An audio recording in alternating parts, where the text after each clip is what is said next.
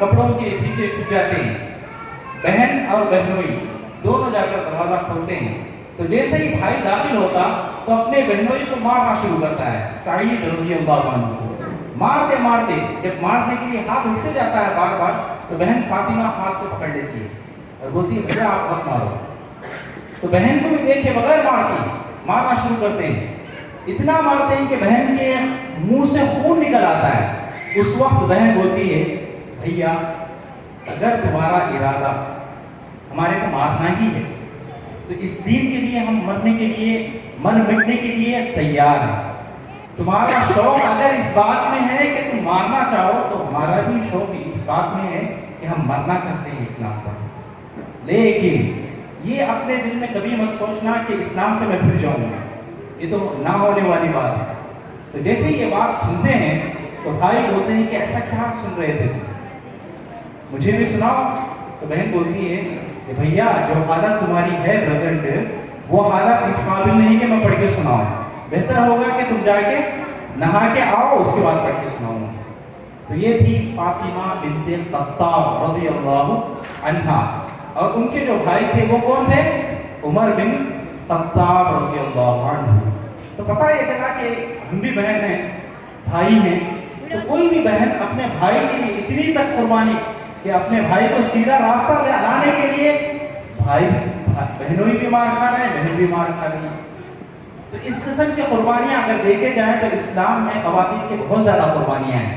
एक मरतबा सुलह हुदैबिया के मौके पर अल्लाह के नबी सल्लल्लाहु अलैहि वसल्लम सहाबा इकराम को बोलते कि भाई सब लोग अपना अपना जानवर कुर्बान कर दो और सर के बाद मुंडा दो, क्योंकि काबतुल्लाह में जाकर जो काम करना है वो यहीं पे कर देंगे हम लोग। तो सहाबा हैरान हो जाते क्योंकि उनकी जिंदगी में कभी ऐसा नहीं चला था। सब लोग एक दूसरे की सूरत देखते रह जाते हैं। तो उस वक्त अल्लाह के नबी सल्लल्लाहु अलैहि वसल्लम को इतना शदीद गुस्सा आता है कि क्या मैं इन लोगों को बोल रहा हूँ लेकिन सुन रहे हैं कौन भी जाते हैं सीधा घर के अंदर यानी डेरे के अंदर। वहाँ पर हम सब की माँ उम्मे सलमा रज़ियल्लाहु अन्हा वो रहती है। वो देखकर अपने आका अपने शौहर को देखती है कि बहुत ज्यादा गुस्से में है, गमज़दा थी। पूछती हैं क्या मामला है? तो अल्लाह के नबी सल्लल्लाहु अलैहि वसल्लम बोलते हैं कि मैं हुक्म दे रहा हूँ सहाबा इकराम को कि सब लोग अपने जानवर को यहीं पे ज़बह करो, हम मक्का जाने वाले नहीं हैं। तो ये लोग सुनते ही नहीं। तो उम्मे सलमा रज़ियल्लाहु अन्हा बोलती हैं कि आज तक सहाबा इकराम कभी भी जो जानवर हज के दौरान जिसकी कुर्बानी देने का हुक्म है वो हज की जगह में देने के बजाय दूसरी जगह पर देना ऐसा कभी नहीं हुआ है। तो लिहाजा सबसे पहले आप जाएं, आप अपने सर के बाल मुंडवाएं और अपने जानवर को ज़बह करें। ये एक फैसला ऐसा फैसला था जो ऐसा सादिर फैसला था कि जिसकी वजह से सारा सहाबा इकराम जैसे ही अल्लाह के रसूल सल्लल्लाहु अलैहि वसल्लम को कुर्बानी करते देखे सब लोग अपने अपने जानवर कुर्बान करते। तो यहाँ पर भी हमें सबक मिलता है कि एक खातून की अकली वहाँ पर काम की थी जो एक बहुत बड़ा गंभीर किस्म का मसला था जिसको हल करने में ख़वातीन का किरदार रहा। इस तरीके से अगर हम देखते जाएं तो बेशुमार मिसालें ख़वातीन के मिलते हैं जो खास तौर पर दीन इस्लाम को आगे बढ़ाने में उनका बहुत ही बेहतरीन किरदार रहा है। अब जैसा कि हम लोग जैसे में इकट्ठा हुए हैं, बच्चियों को भी देखे हैं, बच्चों को भी देखे हैं, माशाअल्लाह बहुत ही बेहतरीन तरीके से वो एक ड्रामाई शक्ल में और तकारीर वगैरह के शक्ल में हम लोगों को दीन इस्लाम की कई बातें बताएंगे।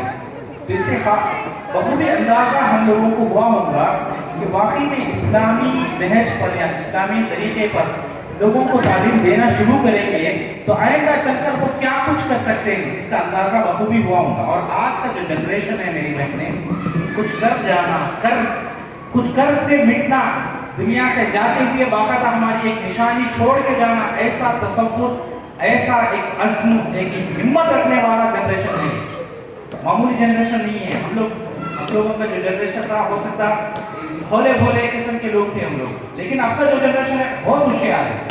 इस जनरेशन को सही रहनुमाई अगर मिल जाए तो इंशाअल्लाह सुम्मा इंशाअल्लाह एक इख्तिलाफ बर्पा होगा। अगर इस जनरेशन के पास बच्चा है लिहाजा इसके ऊपर तरबियत की तरफ हमारा ध्यान ना हो तो ऐसी सूरत में यही बच्चे समा बड़े होने के बाद हमारे लिए नुकसानदेह भी बन सकते हैं। सही बात उनको ना मिले तो ऐसी सूरत में गलत रास्ते देने वाले बेशुमार हैं। फोनों के अंदर है, कंप्यूटर्स के अंदर है, नेट सब कुछ गलत रास्ता देने के लिए तैयार खड़ा है। اس کے مقابلے میں آج کی مائیں کھڑی نہ ہو تو ایسی صورت میں بچے سوائے بگڑنے کے کچھ ہاتھ رکھنے والا نہیں ہے.